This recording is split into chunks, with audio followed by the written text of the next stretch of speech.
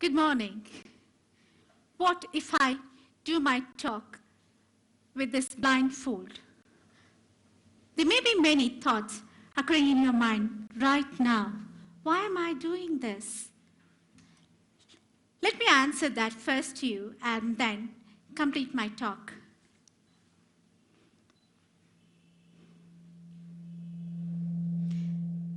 Thank you. Oh, what a feeling it is when one could see through your eyes. Imagine if you are asked to write your exams without using your hands.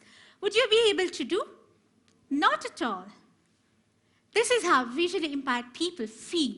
Their mind wants to write, but the hands cannot support their actions. Think of a people who cannot see completely, or see partially, or have some problem with the visuals. The struggles that they go in a day-to-day life. How could they do their education? How could they get the job? How could they lead their life? Yes, they cannot lead a normal life like how you and me lead the life. I'm a scribe. My journey of scribe started in the year 2007. I never knew what about the scribing is all about. The dictionary definition of scribe means a person who copies a document. But that's what I do. But I don't copy out the document. I listen to a person who is unable to write the exam for a few reasons. I listen to a person and write his exam because he's unable to read and write, as he's a visually impaired student.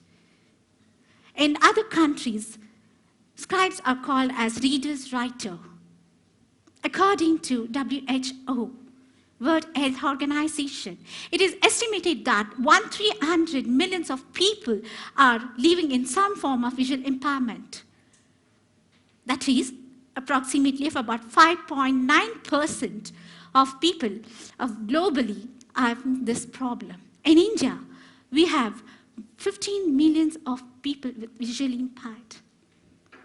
Life is like a box of chocolates. You never know how you're going to get.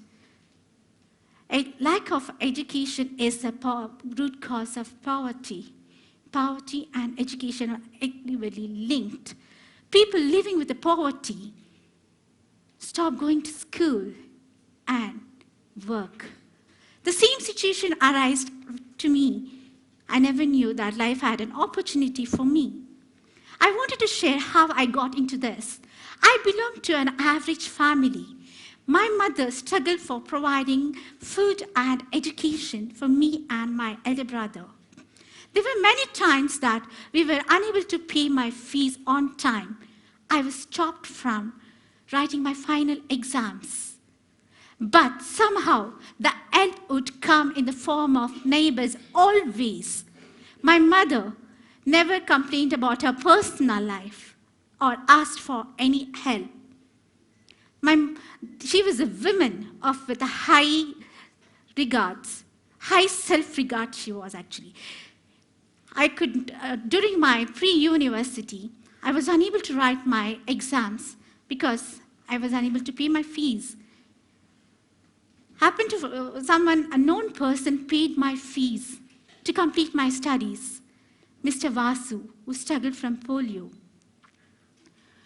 He paid my fees, seeing my family problems. We never asked him to pay, but he willingly came to pay my fees, so I was able to complete my pre-university. He knew the value of the education, the struggles that we went into our life. Today, I don't know where he is, but I want to thank him at this moment. This act of kindness helped me to go ahead for graduation. By now, I knew the struggles of life. I worked part-time and paid fees on my own and completed my graduation. I had struggles to complete my graduations. After my graduation, I joined an MNC company and earned well and lived a life. One day, a friend of mine asked me to voluntarily write an exam for a visually impaired student for a pre-university.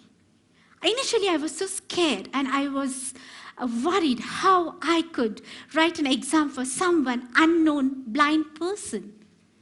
I did not know her subjects, but that moment, it reflected my struggles of how my education went during my PU and graduation. I wanted to help this unknown person to complete our education.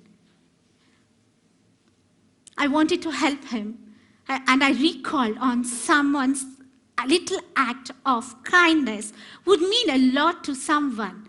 I had learned to help people even though when they don't ask for help. It is not about the financial help, but the help would be in different form. Well, I did not have too much of money to help, but I always wanted to help. I considered this is a great opportunity for me. I wrote my first exam as a scribe to Emma. Little I did not know at that point of time that I would be scribing for so many. I would be scribe for, I started writing in the weekends, and as and when it was required. Last week, I scribed for 700 plus students. I scribed for many students who are visually impaired and people who suffer from cerebral palsy and Down syndrome, and any other students who cannot write their exams due for a few reasons. Recently, I wrote an exam for an engineering student who met with an accident. He had a fracture in his hand. He looked for help for a scribe. Think what would have happened in such situations when they don't find the scribes. Possibilities are there that education would be delayed or also be discontinued. Of late, I realized that many such need help from scribes. I happened to write for a beggar in 2016 for his first year BA. He was suffering from vision impairment and elephantiasis, which added up a pain to his life. To complete his graduation, he wanted a help from someone who can write his exam and make up his career and come out of begging. I got this opportunity from a scribe group, and I voluntarily extended my hand to write for him. I went ahead to write and sitting in a corridor of the college, as the college did not provide the basic provisions of room for him, as he was categorized to be a beggar. Many from whom I am scribed. I've scribed for many as they have completed their graduations, they got their jobs, and one of the students is abroad for higher studies. It is a feel of good factor for me. I consider myself, I've been blessed to help these people who needed me. I choose to volunteer as a scribe when it is needed. Fortunately, I had a very less problems from my company where I worked. I need to balance my work and as well as my passion to scribe. It feels a good factor when I know the people whom I have scribed got a job and settled well. Since I was been scribing for most of the time, I would take many leaves at my office, workplace. My leaves get exhausted in the beginning of the year. It is very difficult to balance my job and my passion for scribing, but it is all paid, all good things in return to me. This act of mine has been recognized and got a few awards and recognitions. This has increased and made me realize how important it is to complete others' exams and education. In this process of scribing, I have been interacting and connected to many people. And this journey has given me a great satisfaction. But this is still not enough, as the number of scribes is always falling shortage. Many miss writing exams because they don't find the scribe. Let me tell you what I meant not finding enough of number of scribes to write their exams. On an average, there are on an average of a subject of 1,000 scribes are needed every month. Just imagine the number of scribes needed for various subjects. And there is no particular period where there is no need for college to have a frequent exams every month. So, in whole, the scribes are needed every month to write their various subjects. The exams which need scribes, the highest in the present scribe scenario is BA, BCom, and other languages, especially English and Kannada. As per Bangalore is concerned, there are high demand for job-oriented exams like banking, railways, BESCOMs, etc. But there are few scribes who take up to write such exams because to write these exams, scribes would need a basic knowledge. Most of the time, it has happened that the scribes do not turn up for their exams due for many other reasons. One such reason may be the subject as they start preparing and interacting with their students, that they would be quite difficult. Some scribes find an alternative scribe for the same. On the day of the exams, the entire process of scribing is completely volunteer, and it does not require any registrations for people to reach me out either by social media or my networks. The process of scribing is very easy, but the scribes need to follow a strict rules of integrity and confidentiality. You must know the language of it. In case of cerebral palsy, they might need speech impairment. The scribe needs to have patience and understand. By scribing, you're empowering the group of people who need your help in completing their education. In India, a lot of blind NGOs would also have people who want help in the same aspects. And there is when one NGO contact us and we go ahead voluntarily to help these students there. I am not the best, but not like the rest. We all are busy in our competitive world to build our lives.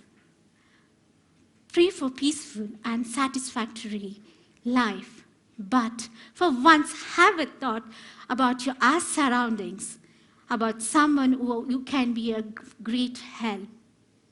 Everyone does not need money in a monetary form, and not everyone expects the help in their financials. But just for a second, thank God for what you have been to you today, and you to know how you can utilize that help for someone you need. I would like to spread a message here that in this developing technology where we have software and missions for education and entertainment, why not one blind community?